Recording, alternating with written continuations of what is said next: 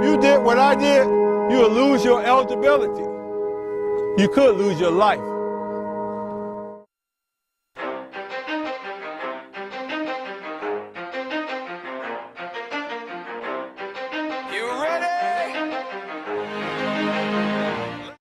Performance-enhancing drugs, also known as PEDs, are generalized as substances used by athletes to improve their performance in sports in which they compete.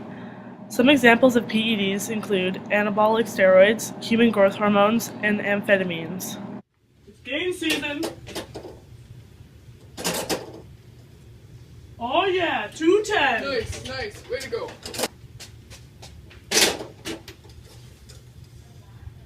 Oh yeah, 150! You at least have to be 170. Oh. Alright, we're gonna do some D-line tackling. Let's go! Ready? Break! Oh. 1, 2, 3, hut! Woo! That's how it's done! What are you doing? You have to get stronger. We want to win. All time winning. We want to win, no matter what it takes. Hey man, what's your secret? How do you get so big? Well, we use this little trick called performance enhancers. Half the guys on the team do it. Don't tell coach.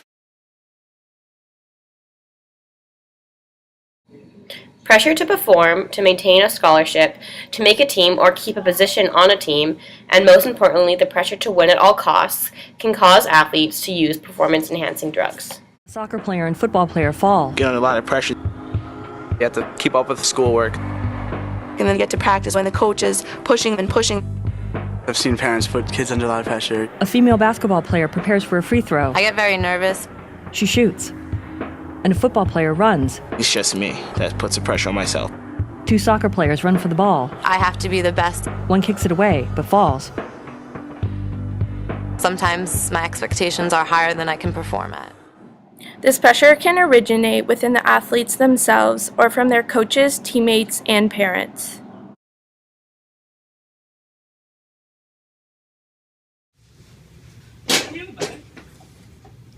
$185! Yeah. 2, 3, hut.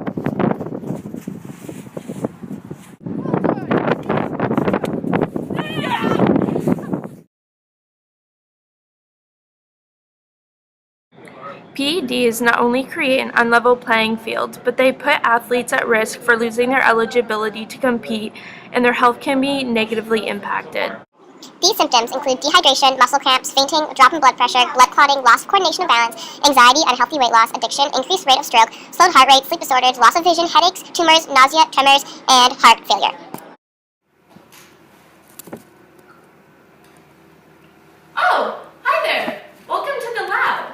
I'm just in the middle of processing a few drug test samples. These samples have been collected and are being analyzed under a strict published protocol using this laboratory, and they are certified by the World Anti-Doping Agency.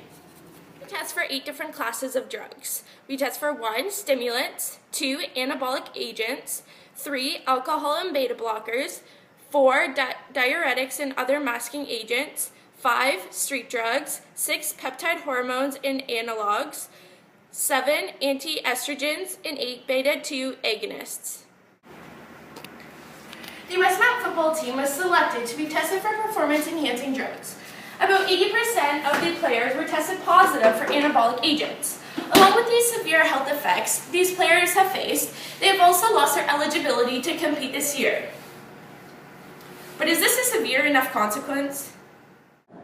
The NCAA drug policy looks great on paper, stating that each year, random, unannounced drug testing is to take place while the penalties of failure are severe. After the first positive test, the player will lose eligibility for an entire year. After the second offense, the player undergoes permanent ineligibility from all sports.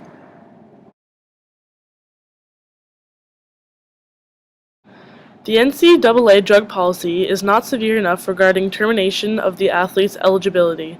Therefore, our first solution is to change the NCAA regulations to losing full eligibility on the first offense.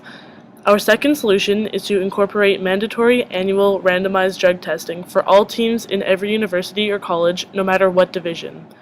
Our third and final solution is to implement more education on the consequences and effects of performance-enhancing drugs for student athletes in high schools. Just remember, Be safe. Play fair.